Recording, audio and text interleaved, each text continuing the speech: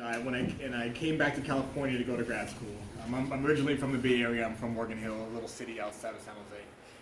And yeah, I was definitely interested in writing something about Atlanta because I was taking an urban history class. We had to study 1870 to about the start of World War I. So I had to pick a story, a paper in that time frame that dealt with a major city. So I picked Atlanta. So the Atlanta race riot, for those who don't know, was in 1906. It was September 22nd, 1906. It was a racist massacre of blacks in the city of Atlanta. 25 blacks and 2 whites died. My story, my essay, is about the reasons why the riot started, and it's kind of my view is not so much the standard view that people take, which is that the newspapers caused it. I take an alternative view on it, and which we'll get into.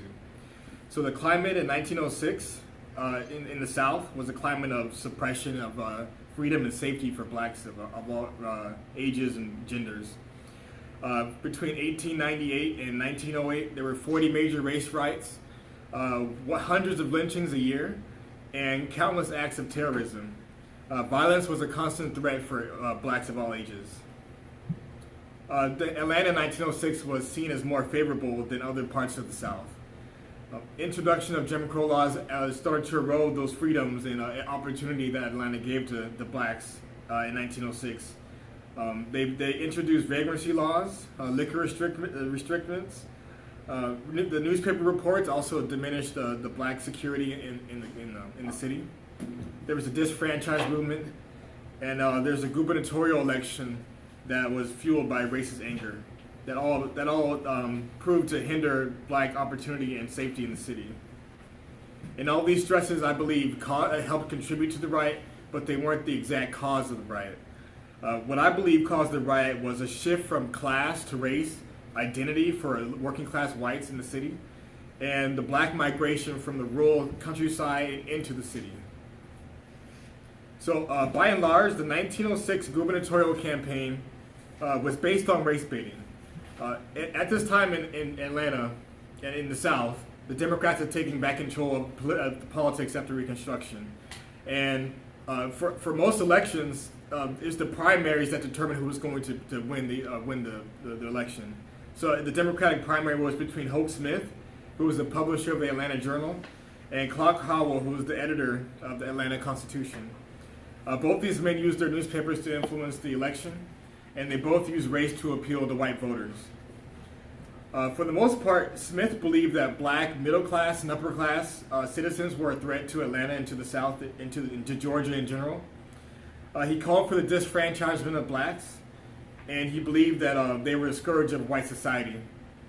Howell believed that the rules in place were effective to curb black influence in elections, and didn't call for any additional restrictions on black voting.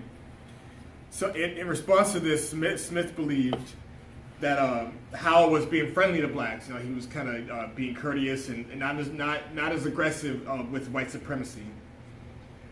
So the 18-month campaign was fueled by who could out racist the other person, and Howell definitely took it to that next level. And the whole election was basically fueled by by racial hatred, and this racial hatred was caused by the shift from class to race identity for working class whites. So in my opinion, the shift from class to race identity was born in the field populist movement that started in 1898 or 1892. The populist movement was an agrarian, reform-based movement that sought biracial and bi-class unity to help improve the lives of farmers and workers. It challenged it is basically a direct challenge to white supremacy in the South. The leader in Georgia was Tom Watson. He was a former Democrat, and he came back to Georgia to run as a populist in 1892. He ran on a message of biracial opportunity and biracial unity that would bring the black farmers and black working class together with the white working class and white farmers. The Democrats obviously saw this as a threat to their power because they did not want the blacks to unify with the white voters because that would diminish their populace, their constituents. So what they use is race baiting and fear mongering to curb the influence of the populace and gain back control of the political race of 1892. And what this did is establish an effective strategy that Democrats would use later in 1906 and in other elections in between that would win them elections over and over again. So this populist movement was the last attempt, I believe, of the South to have a biracial society.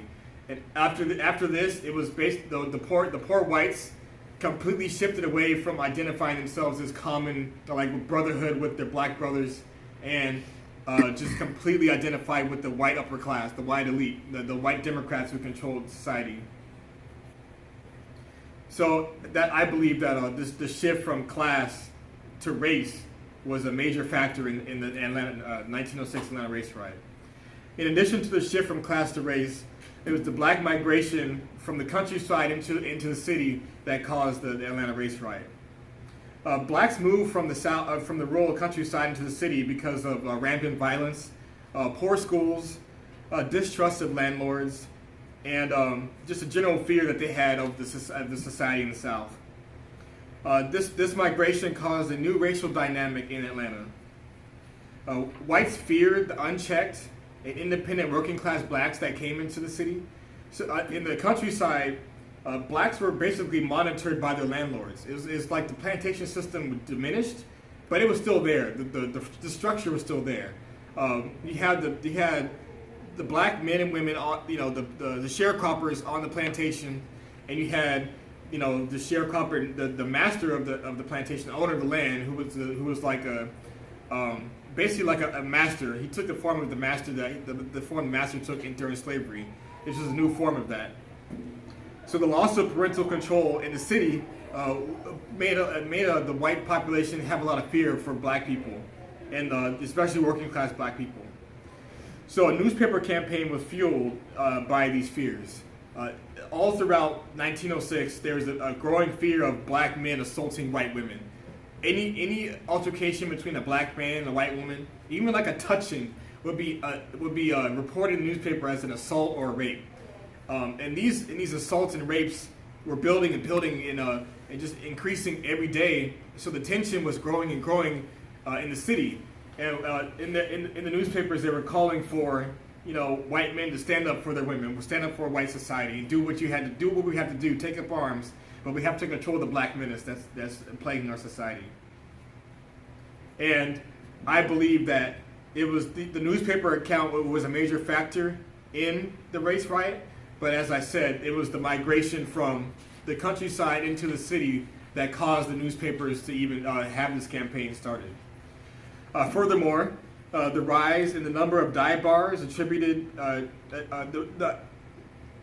the liquor restrictions also played a part in the race riot because it added to the racial tensions between the two races.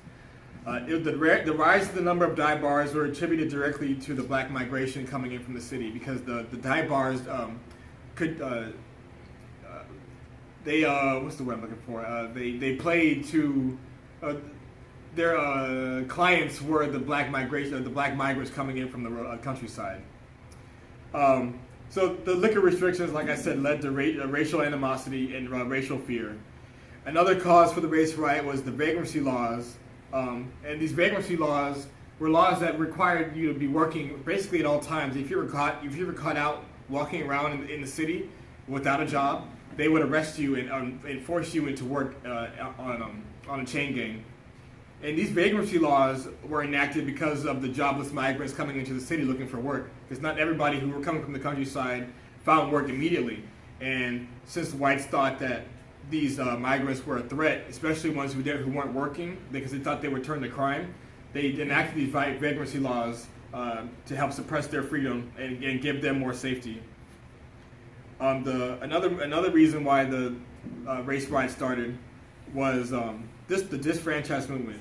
But as I said, the disfranchised movement was fueled by the populist campaign, because the disfranchised movement targeted what happened during the populist campaign of 1892, 1894, where the Democrats used the black vote to they manipulated the black vote by paying off voters and voter intimidation to sway the election.